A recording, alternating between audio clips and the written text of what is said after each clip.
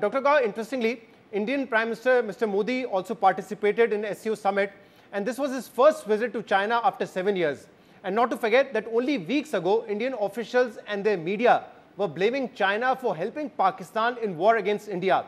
So how do you view this visit? Can India be trusted by China, or did India just use this opportunity as a leverage against US and Trump administration? Now, we all know that China and Pakistan are ironclad brothers and sisters. And I've said on major Indian televisions that no one in India should really second guess China's commitment to help Pakistan to defend its legitimate interest, including defending its sovereignty and territorial integrity. What China wants to see in Indian subcontinent is every country should respect each other, should respect each other's sovereignty and territorial integrities. And if there are any differences, for example, involving territorial disputes, we all solve them in peaceful ways rather than rushing to get guns and shoot at each other. Is that right? So in that sense, I think Indians' allegations are unfounded. China wants to have good relations with India. Whatever we can do to put the territorial dispute between China and India behind us should be a good step in the right direction. And China will always remain as an ironclad friend and brother or sister with people in Pakistan. These two things do not conflict with each other. I think the ironclad friendship between China and Pakistan is actually a major stabilizing force to prevent any deterioration of the situations on the Indian subcontinent. I even said after the Indian-Pakistani aerial battle that India should not even attempt to weaponize water in the Indus River, because I say, don't do unto others what you don't want others to do unto you, because India, after all, is a midstream country. If a midstream country wants to weaponize water against country and people in the downstream, then beware the upstream country, in this case China, may do the same thing and cause great havoc in the midstream country. I do not mean China wants to do that, but at least we want to promote a better order on the Indian subcontinent where we always talk peace rather than wearing war on your lips. Right. But coming back to this, Mr. Modi's visit to China, do you think there's a sincere attempt from India to rebuild relationship with China, or is it just to counter United States? Well, my point is very simple. With or without the U.S. factor, China and India have all the incentives to improve their relations, put the territorial disputes behind it. I emphasized again and again that the McMahon line in the eastern section of China-Indian border, which was drawn up by Sir McMahon, who was not an Indian, he was a British. That line should never be taken as the border between China and India. China will never accept that. China will never agree with India that McMahon line should be the border between China and India. That means China and India need to really negotiate to for China to regain what we call South Tibet, territory to the south of the McMahon line, and India should acknowledge that it is futile for India to defend the McMahon line one way or another. Now, this may be very time-consuming.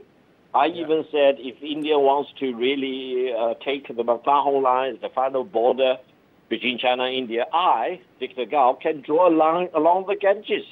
Territories to the north of the Ganges should not belong to India. And what will be the consequence for India, for example? So I think India will eventually, sooner or later, and I hope sooner rather than later, come to the conclusion that China and India should not be bound by this bad legacy left by the British colonial rulers in the Indian subcontinent, and we need to move on to create more goods for both the Chinese people and the Indian people. How far India wants to go in that direction, I do not know. Now, let's talk about China and Pakistan relationship. Of course, both countries have strategic ties.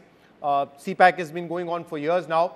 And even on this visit, Prime Minister Shehbaz Sharif and his delegation was there. Field Marshal Asim Munir was there. And now there are talks of further commitments of CPAC 2.0, investment coming from China to Pakistan. How do you see that? Well, allow me to mention one point to start with. The CPAC project is the largest project within the BRI initiatives, involving the largest amount of investment, largest amount of mega projects altogether, for example. So I hope China and Pakistan, the Chinese people and the Pakistani people, will really appreciate the importance and the magnitude and the future impact of this CPAC project. Now, on the other hand, there have been quite a few of killing of the Chinese nationals in Pakistan, especially in Balochistan. Allow me to emphasize, each time when we lose any Chinese national, the whole country in China mourns the death of a Chinese national. So I hope China and Pakistan should really get our acts together to make sure that security and safety are absolutely assured, so that no loss of innocent Chinese life will be permitted again on the soil of Pakistan, especially in terms of Balochistan.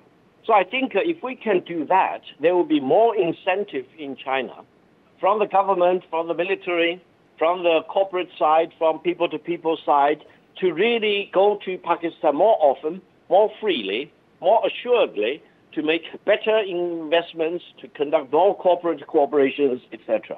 Because otherwise, if you cannot ensure security and safety of lives on the Chinese side, you really create an atmosphere which, allow me to say that, is not conducive for more business exchanges between our two countries. So my point is simple.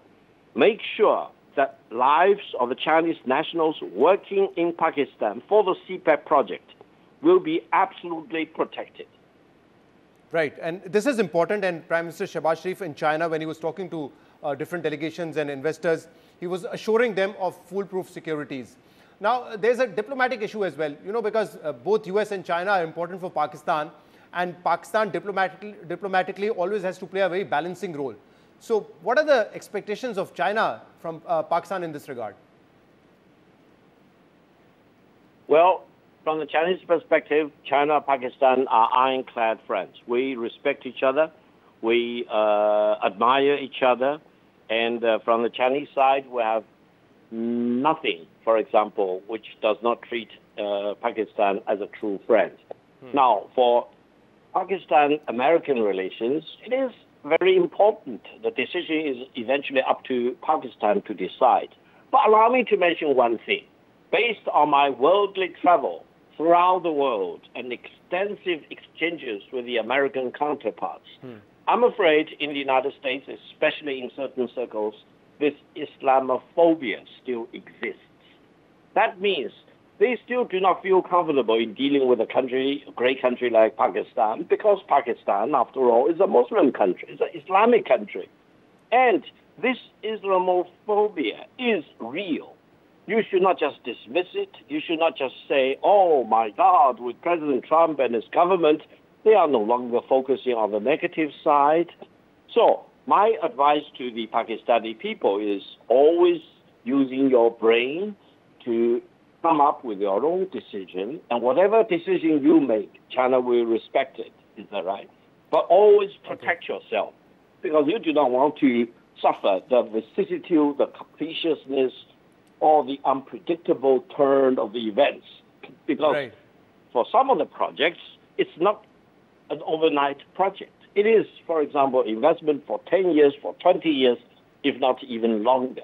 So I think you need to really achieve a more balanced view about the rest of the world, and also acknowledge that China and Pakistan are really time-tested, true brothers and sisters. And we have all the reasons to be closer together, rather than, for example, anyone in Pakistan throwing a wedge into China-Pakistan solidarity. Right. Thank you very much for your time, Dr. Victor Gao, and thank you very much for joining us.